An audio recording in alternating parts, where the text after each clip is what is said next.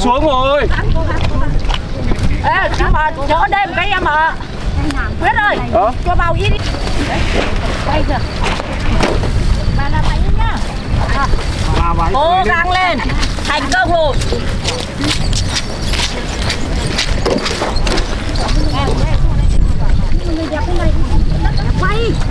Các bác làm Sao bị chia? bà chủ tịch đâu nhỉ, tí ra phỏng vấn đấy. Bà chủ tịch xuống thế kia rồi. Bà nào? Bà nào? Bây giờ mình như phỏng vấn sáng cũng được à? Sáng ấy đánh sao bà không có đây trời cứ trời đến rồi. Ôi, đã ổn. Có chủ tịch thì phó chủ tịch. Phá giỏi đi chứ không phải chuyện là giải. Tuấn ta bổ rồi.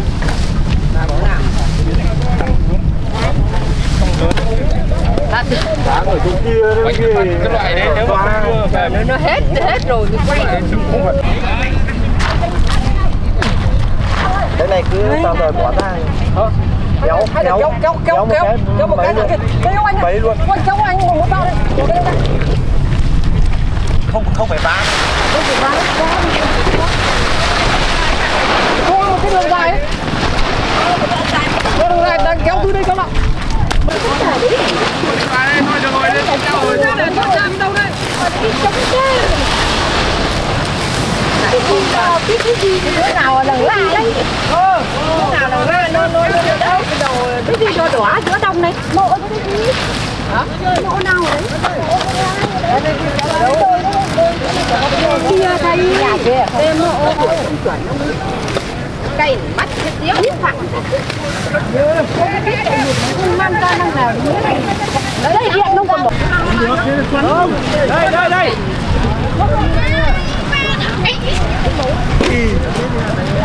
Lật lại bằng kia.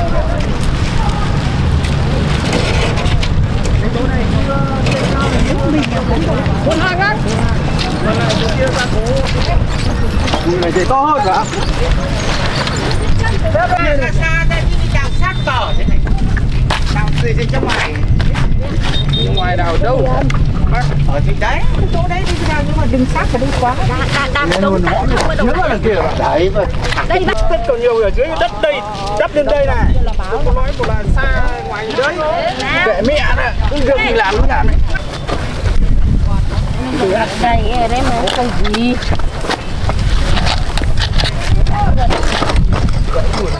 Thải đây đi. Không được, đây. Không đấy. Đừng chớ mua là cơ bản nha em. Đây ban.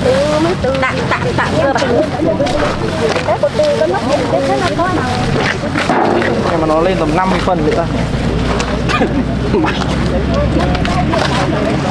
Có vào đây cái đầu rào thì có một tí không quét. May nó không tới thì lấy cái này đi. Cứ tiếp tục lên, không trùng lên thôi à.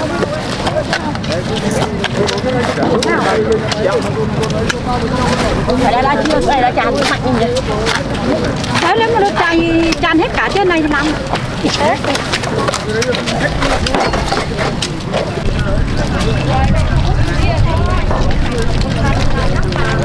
Chị Mát ơi. Chị Mỹ Trinh xuống cho một hạt đồn cát luôn đấy.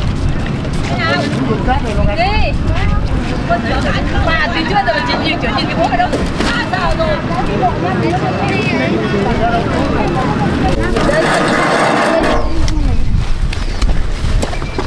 Đứng ở đây làm gì? Cắt tay thì thẳng đứng này. Đeo con điều mấy cái bà này lên trên này đây cứ đây để cho bà tháo ra kiếm khắc người ta một phần thôn phải trách nhiệm bí thư này tôi ôi ôi mát rồi bằng kia người ta làm gì kia muốn đấy trên cây muốn nước nào đang cho đi cháu kia chứ là nước anh em mày uống ăn nữa uống nước này nó tỉnh người ạ giải ra để run lên run tuần ấy. sao bác chẳng này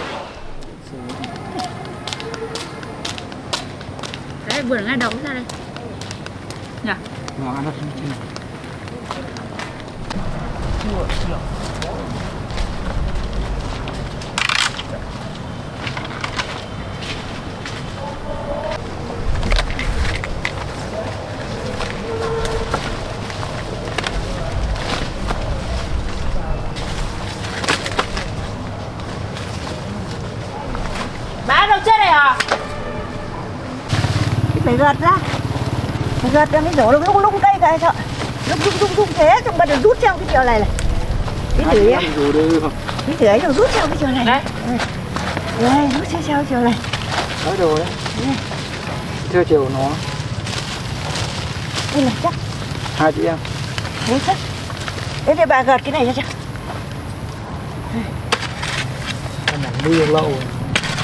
Bà gợt hết ra đi, đổ con nữa chứ. Hả? Chứ cái cắt cái. Đấy. Cây này đấy rút ra đấy, đấy đang gần đấy.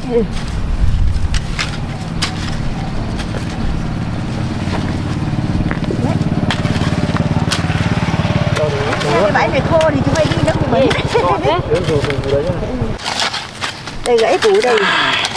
Gãy củ đây rồi.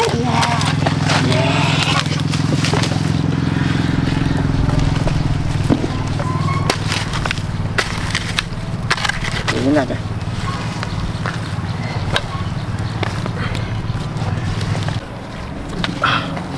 Thì mai hôm nào nắng mà bán này bà bán rau. Vâng. Nay như con. Thì con đấy có ít củ hơn. Nay gạt đấy. Đấy. Lúc này. Mưa ẩm này dốc nó dễ. Đấy, lung thế. Đấy, ra lên đây là nấy, rung dần như này. Đấy, rung rút củ về kia kìa. Củ lan về ngày thì lại rút về đằng kia kìa. Rút về kia này, rút thế là rút ngược, rút về đằng kia kìa. Đấy. Đấy. Cái con nó ngả nghiêng rồi thì cứ dỡ dần. Thật. Thế bảo nó mưa bão nó ngả nghiêng rồi. To cái này không? Rồi ít nữa to nữa. Đây là bà cao hả? Sang tháng còn to nữa. Đưa bà cao. Cầm cao. Đưa bà cao chứ. Đây rung đã. Rung. Ôi được rồi. Đấy. Đấy.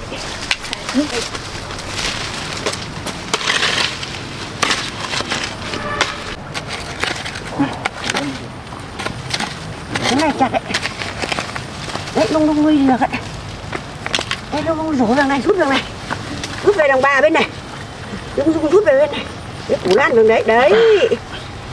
Đấy, con bị sai đấy.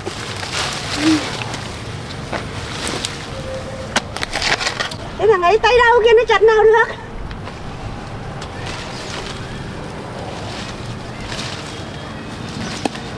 Đang được đấy. Đấy.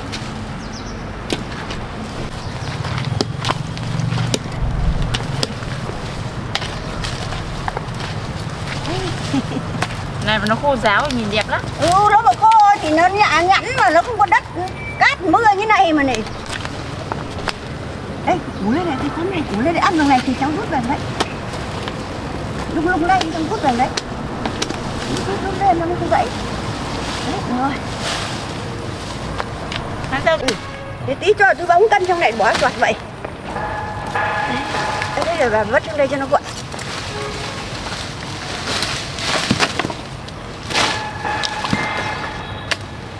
Ông Thủy đâu đây?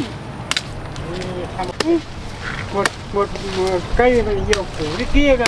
Thế nhưng mà sang tháng là củ to đẹp lắm, nó cứ thẳng đẹp lắm, năm ngoái dở thích lắm.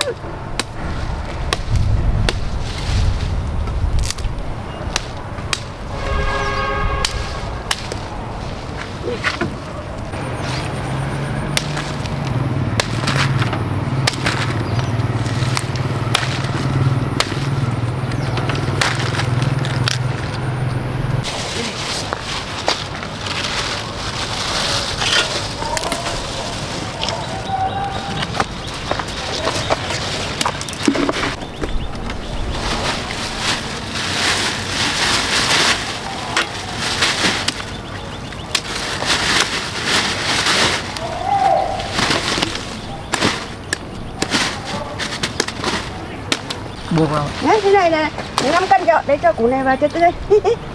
Đấy, thế. Thế này trong này phải đổ vào lồng đấy cuối. Gì? Đổ ở ngoài ấy, bà có đổ ở ngoài.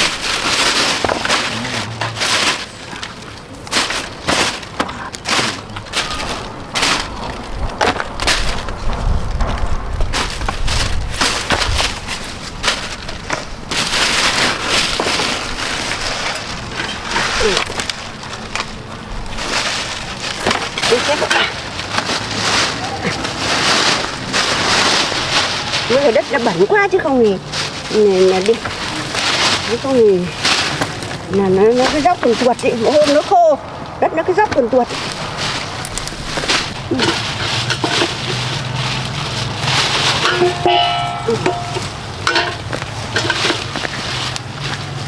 Cháu nhìn nào bà được chưa?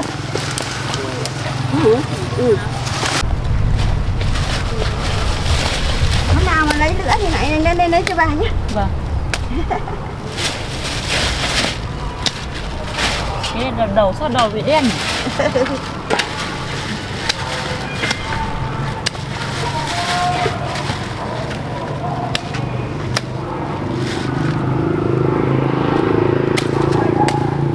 Ấy rồi đi cho thêm củ này. Cái mới lưng lên đấy, đẹp nhỉ. Cái bãi kia kìa là nhà em còn đổ như giặc càn ấy, nó còn quật ngang quật ngửa lại. Cái bãi này nó còn hơi ngả ngớn đấy.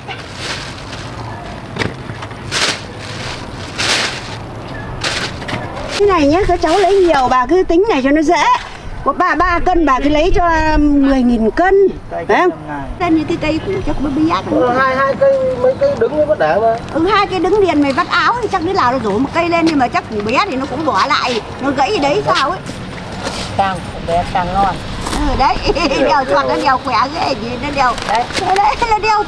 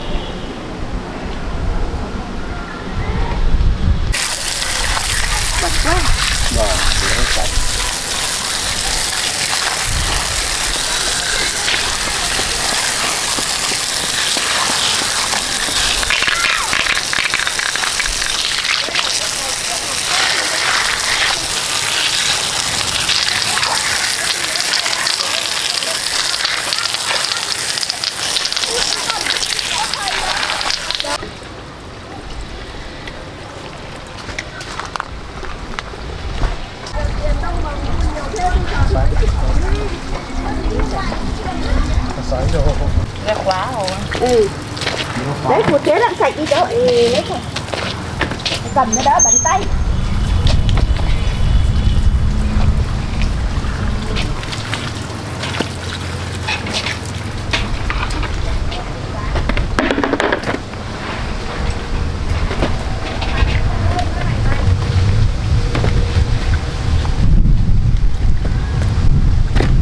Xấu về để ăn. Không ăn nói bà đấy. Bà rửa thế này. Thế này có mấy củ bé bà rửa đây nó sạch. Thôi như bà tắt quầy nhá. Bà xin tí nước thằng cu con ạ. Bà xin tí nước bà rửa cái tay. Đấy củ sắt.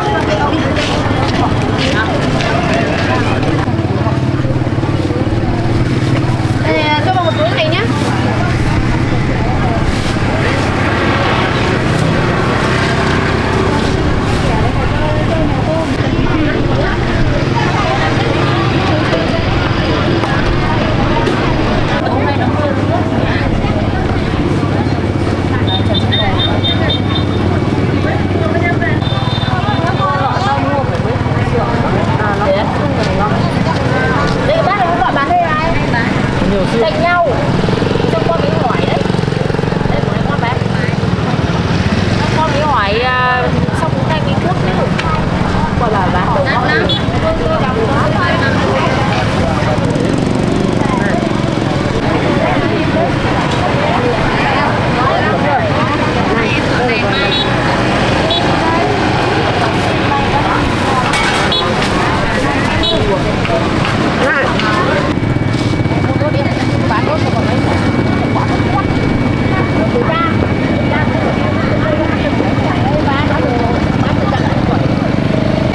Nhanh đi chân lên.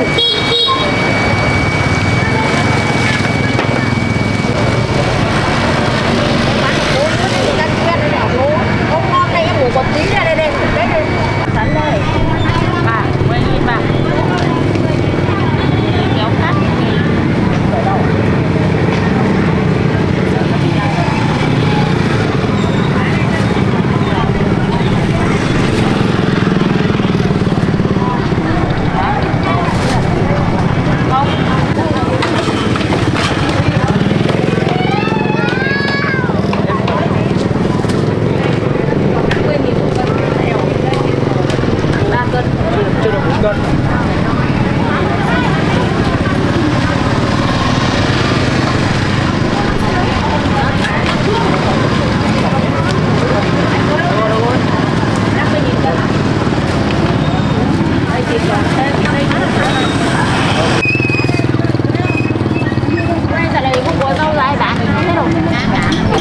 Hết rồi.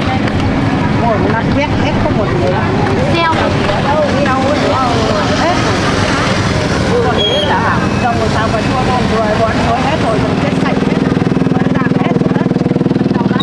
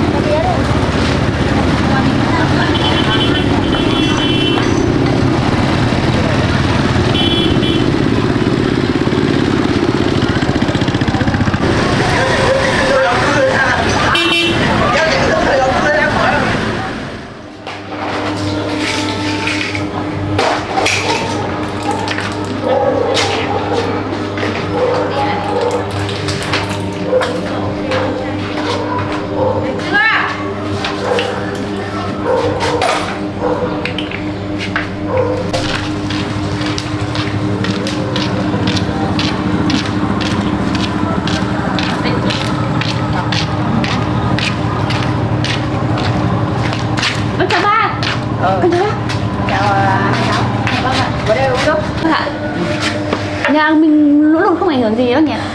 Ở đây may là không ảnh hưởng gì. Vâng, thế từ hôm đấy là anh Tuấn về đây ở không hay là lại vẫn dưới kia ạ? Không, nó có về đâu. Lúc đi nó có về đâu. Tiếp thật cái anh này. Cháu xem có cách nào không? Hai cháu nữa. Dạ vâng ạ, con xin. Xem có cách nào không để làm cho nó về. Cái này, hôm qua con nằm con ngủ rồi, con suy nghĩ rồi. Còn cái hôm mà anh Tuấn say rượu đấy, anh Tuấn cũng ấy với con. Còn tí uống như anh cho nó quên hết đời. Không gì phải buồn đi ạ. Buồn. Uống đi anh.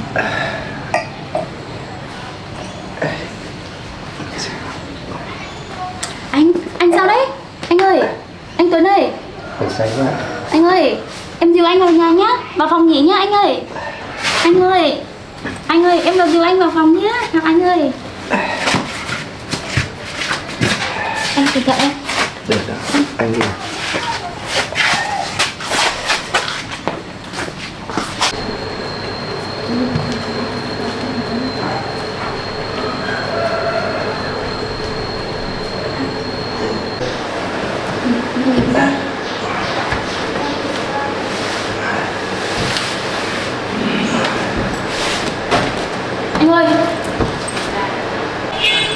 Anh có đau đầu không anh? Anh ơi, anh Tuấn ơi. Anh sao? Anh ơi.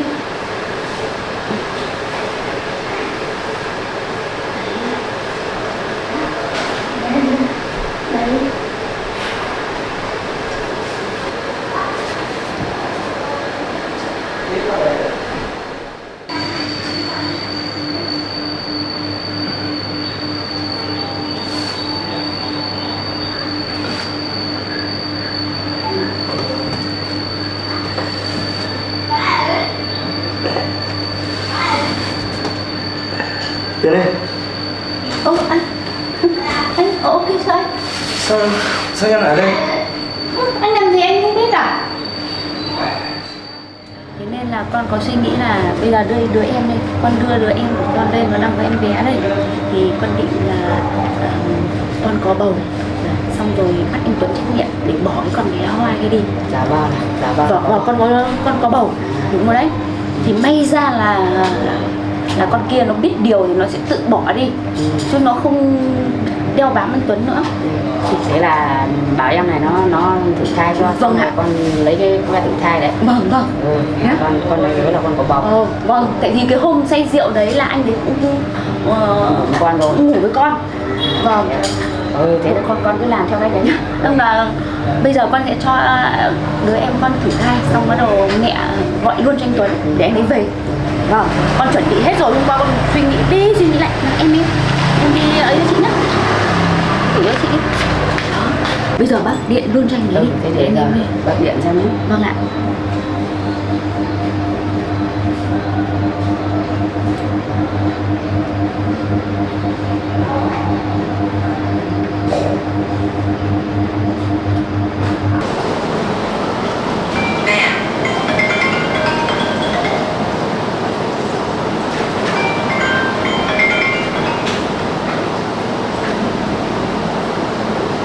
Alo.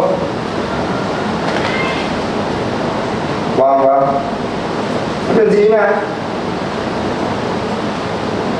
Về luôn à? Chuyện gì mà gấp thế? Vâng, em về luôn. Vâng.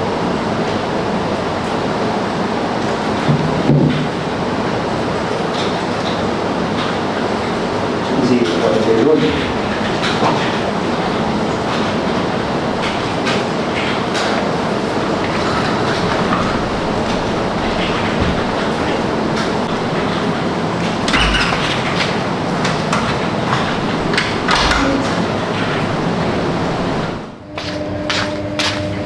Em xong rồi đấy. Được rồi, lên rồi, 2 vạch rồi. Thế không có gì em đi về nhá. Thế thì em về nhá, cảm ơn em nhá. Bye bye em. Bao cái 2 vạch đỏ au rồi cái này. Đấy. Cái này anh Tuấn mới tin này. Được rồi đấy. Bác điện anh Tuấn cho.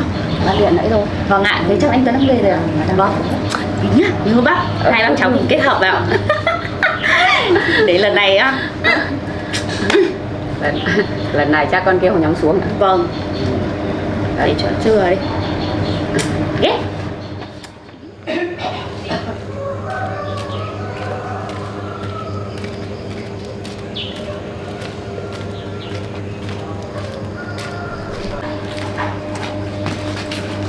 Anh. Chuyện gì mà bọn về gấp đấy? Cứ về đây ngồi đây là mẹ khác nói chuyện. Chuyện gì mà... Thì có việc gì ấy? Đây con xem cái này đi. Đấy. Quyền thử thai của ai đây? Của Tuyền chứ còn của ai. Đấy. Hôm con rượu vào rồi con về con ngủ với Tuyền, bây giờ nó có bầu rồi đấy. Giờ con định thế nào? Con định trốn trách nhiệm à? Nói nào đấy, con có làm gì đâu mà lại có bầu rồi. Con rượu vào con có nhớ cái gì? Chắc chắn là không phải. Chả phải là gì? Anh làm gì anh làm gì em anh không nhớ mà anh bảo là không phải. Đấy, không bây giờ con đi uống rượu về con say rượu. Thế là con về thì con gặp Tuyền ở đâu ấy, con mới rủ nó vào đâu rồi con ngủ với nó, giờ nó có bầu thì con phải chịu trách nhiệm với nó chứ. Con có làm gì đâu mà. Giờ con lại không nhớ à? Con thử nghĩ lại xem, con nhớ lại xem. Đây giờ Tuyền nó mang lên nó bảo mẹ đây. Nó có bầu 2 vạch đỏ chân chót như thế này rồi. Nhưng chắc gì đã phải Tuyền thử hay của ai? Của Tuyền chứ còn của ai? Anh không tin đưa em đi khám. Anh đưa em đi khám luôn. Đấy, giờ con làm nó ra như thế sự này rồi con phải có trách nhiệm với nó. Con không thể bỏ nó được. Đọc cái này con không tin. Không tin thì con đưa nó đi khám luôn đi, xong con có tin không? Giờ con rượu con chè vào con không nhớ. Lúc đấy con say nhưng con nhớ lúc đấy con mơ màng con nghĩ tưởng ngủ với Hoa mà. Hoa đâu mà đây con chỉ nghĩ thế thôi, còn thực chất là con ngủ với Tuyền không phải ngủ với Hoa. Tuyền nó một Tuyền.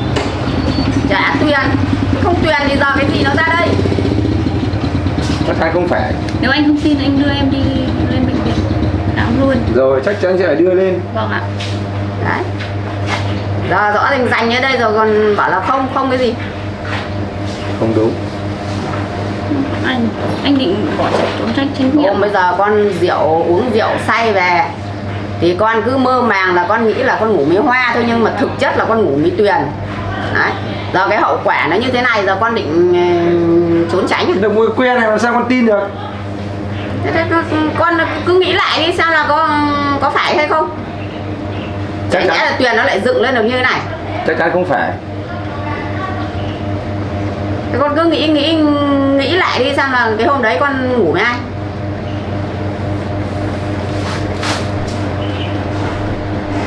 Anh nhất định anh phải kiểm tra lại thử lại xem thế này, anh không tin được. Anh, nếu anh cảm giác đấy, anh không thấy tin tưởng em ấy, đây không phải là con của em ấy, thì em không cần anh có trách nhiệm với em đâu. Em sẽ tự nuôi con một mình, em không cần anh nữa. Mối quen anh tin nào được? Em không cần anh. Con ơi. Dạ. Con sẽ hiểu được đấy. Nó tin. Nó vào. Nó nói nó tin. Vâng, con tin hết. Nói đi.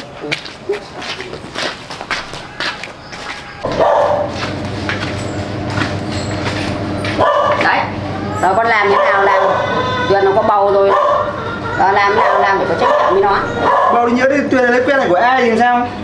Chính thức là của con rồi, không còn của ai nữa. Đấy, bây giờ làm thế nào phải có trách nhiệm với Tuyền mà với con của con đấy. Con cũng không tin. Thế Tuyền đâu để bảo đi con đi khám lại. Nó dỗ nó về rồi. Mày bảo thế nó không cần thiết thì đến mày nữa rồi. Nó về nó tự nuôi con nó một mình đấy. Muốn làm nào làm, nhưng mẹ không thể bỏ cháu nội của mẹ không có bố nó được. Không, con không tin. Con nào con phải đưa đi khám lại mới cho thử lại xem nào. Thử lại cái gì? Được mối quen này bây giờ gọi con về bắt con đấy là con ai mà tin. Đấy, sáng nay nó lên đây. Nó khóc mếu rồi mẹ bảo nó thế đi mua que thử về thử, mẹ còn đưa nó đi thử đây. Nó thử 2 vạch đỏ chót thế này con còn chối cãi cái gì. Sáng từ lên thử. Còn nó lên đây nó thử còn gì đã. Hôm nào con phải thử tận mắt, con thử, con xem thử mới biết mới tin được. Con thử cái gì nữa? Đây nó trực tiếp nó lên đây nó thử chứ có phải nó thử nó cầm ở đâu đến đâu. Con không tin, con vẫn phải kiểm tra lại. Bây giờ như thế lại bác con tin thì con tin nào được. Đấy, rồi con muốn làm nào làm. Giờ con cứ trốn trách cái trách nhiệm là thế nào. Không, nhất cái con không tin. Giờ làm rồi lại không chịu trách nhiệm. Nhiệm nhưng con phải xác minh lại đã xem mà chuẩn không đã gì. Mẹ từ trước đến giờ ấy, mẹ là người hẳn hoi tử tế, mẹ không có lừa lọc ai đâu, nên con đừng có mà cái thái độ như thế là không được đâu. Cái này vớ va bạn con tin.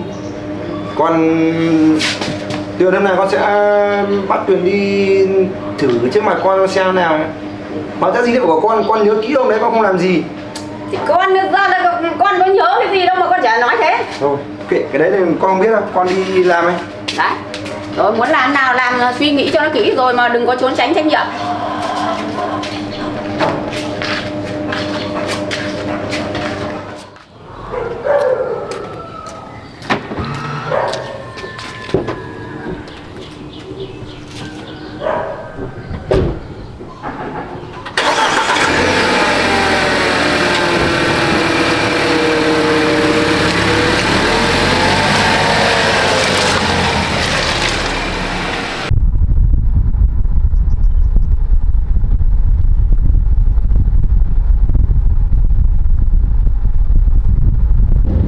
Vô lý, mình nhớ rõ ràng đấy là mình không làm gì mà sao để lại có bầu được nhỉ?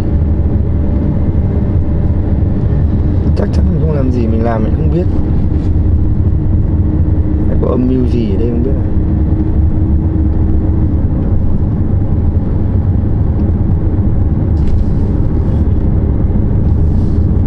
Vô lý thật. Tuyền mới đi đâu giờ mình điện thử để cho đi khám ấy xem. Chắc chắn là không là của mình. Điện thì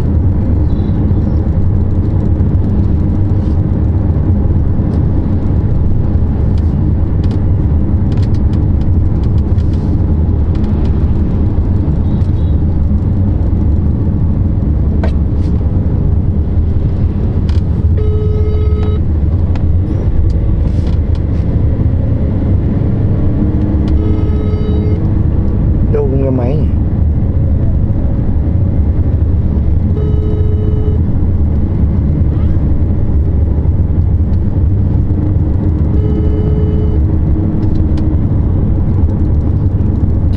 Máy này.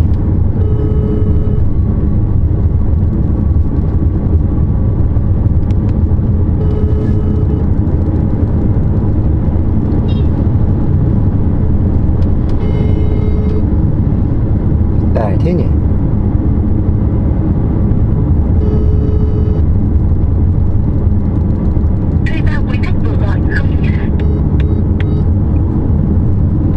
Đi đâu mà điện không nghe nhỉ, để bảo đi khám ấy mà. Thôi kệ, cứ lên chỗ Hoa rồi đã.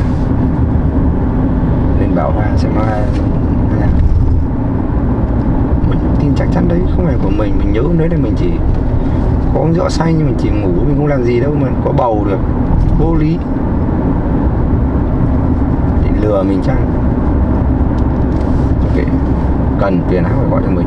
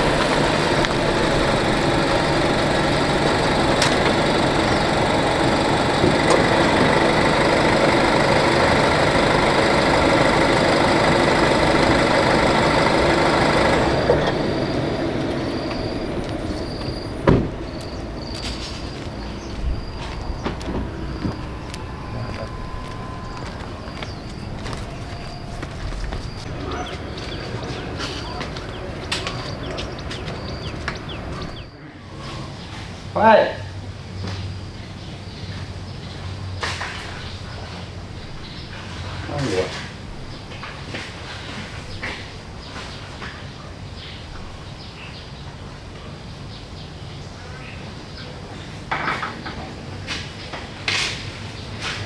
Đây. Anh đến à? Anh lên chưa? Anh vừa lên lúc mà vừa lên xong. Thế à? Thái bọn anh của mình này. Tại em đi đâu? Không có nhà ấy. Không thấy nhà. Em chắc là chạy đâu mất rồi. Anh có đấy. Thế nên ốm cái gì mà anh ngủ sớm. Không, em nằm nghỉ cái trưa đâu, nằm nghỉ đỡ mệt đấy nhỉ. Thế anh lên có việc gì không? Xong thấy gọi cho em. Anh đang tiện đường đi lên thẳng đây. À thế à? Thái có nhà. Thấy không ạ, chắc không, vừa bảo là chị nghỉ đi em ngồi ngoài này chơi tí, chắc là chạy đâu. Thế nó không đi làm gì à? Vậy em vừa đi nổ sắn về nên là mệt, đi nằm nghỉ tí mà.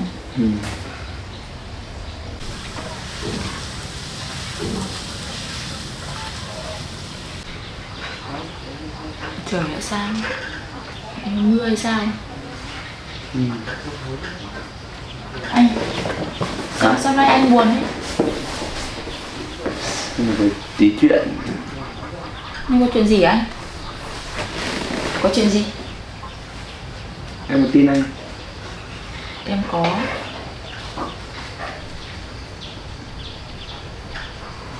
Thế kể cho em nghe xem nào. Kể cho em nghe xem nào.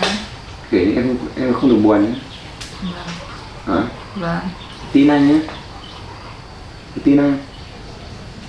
Vừa nãy lúc mẹ anh gọi anh về thì có cả Tuyền đấy. Thế là mẹ anh cho xem qua thử thai thì có 2 vạch bảo đây là của Tuyền. Bảo là cái hôm mà em còn nhớ cái hôm mà anh cầu hôn em xong mà anh uống rượu xong anh lên giường ngủ ấy, anh Tuyền lên ấy. À cái hôm đấy em với Thái vào đấy phải không? Nhưng mà anh nhớ là anh không làm gì cả. Thế giờ Tuyền lại cứ đổi cho đấy là con của anh. Em có tin anh không? Anh không làm gì. Tin anh mà. Thôi anh Cảm ơn em. Anh không làm gì, anh không sợ đâu. Nên là anh cứ yên tâm. Anh ạ, chị Tuyền đấy cũng nhiều ấy lắm. Chị Tuyền ấy nhìn danh ma lắm đấy, nên là anh cũng cứ phải cẩn thận nhé. Với lại mình không làm không sợ anh ạ. Cảm ơn em. May mà em tin anh, không thì anh không biết làm nào. Nhưng mà có khi nào chị đấy lại thông đồng với mẹ không? Cái này anh không biết được. Anh bảo là để vườn anh điện cho để đưa đi thử khám thai lại nhưng mà không nghe máy. Cái này anh phải điều tra lại, xem xét lại xem nào không.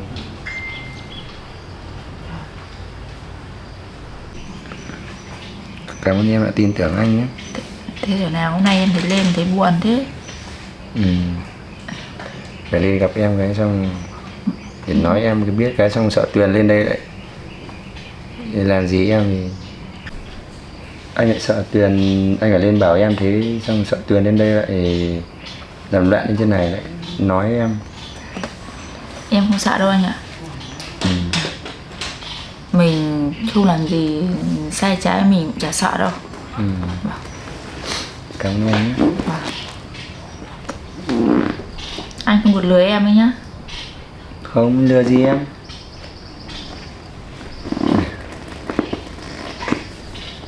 Anh lừa gì em đâu. Thế anh ơi, thế anh làm cái đó để em sao bóp á? Thế anh đang mệt mỏi lắm. Sao bác anh ạ? Có biết làm không? Có, anh làm đấy.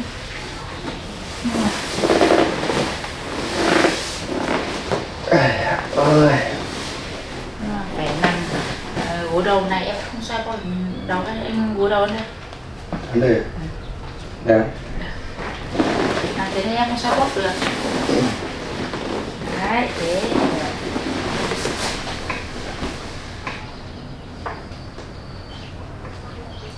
Em. Đồ con gái chả êm anh.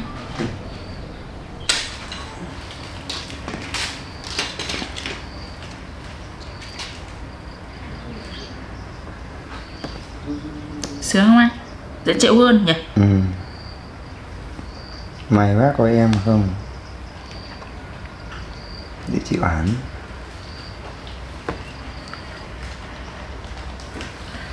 Này mà gội đầu ấy. Gội đầu sướng lắm. Mặt ăn lắm mụn đấy, lắm mụn ruồi này.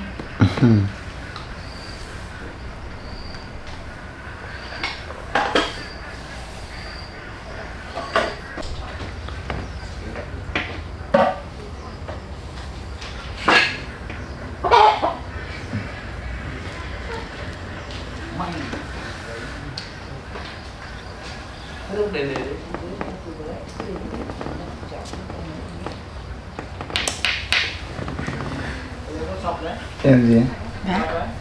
Không, em không làm gì đâu. Hả? Không làm gì.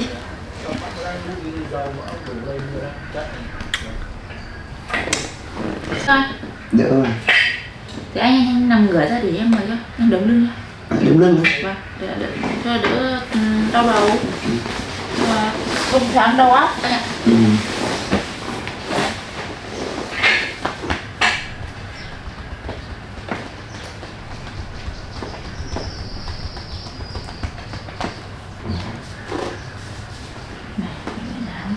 Em lấy một tí đây nhá. Đấy.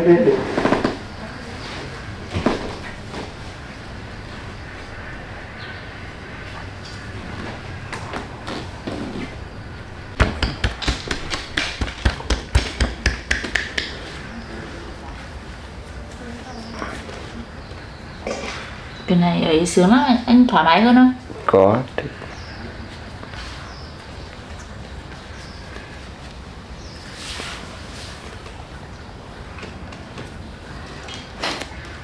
Buồn. Buồn đấy. Này nhá.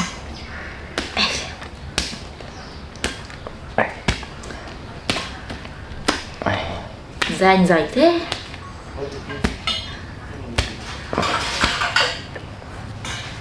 Anh có hay đi massage không? Thỉnh thoảng. Chưa? Thôi rồi đó. Rồi đi. Vâng, cho anh nằm nghỉ đi.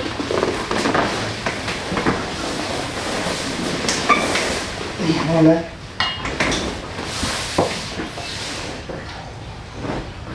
Thôi anh cứ nằm nghỉ nhé, để em đi ra ngoài kia tí. Thôi nằm cái ôm này. Dạ. Nằm cái ôm này. Thôi anh. Thôi gì?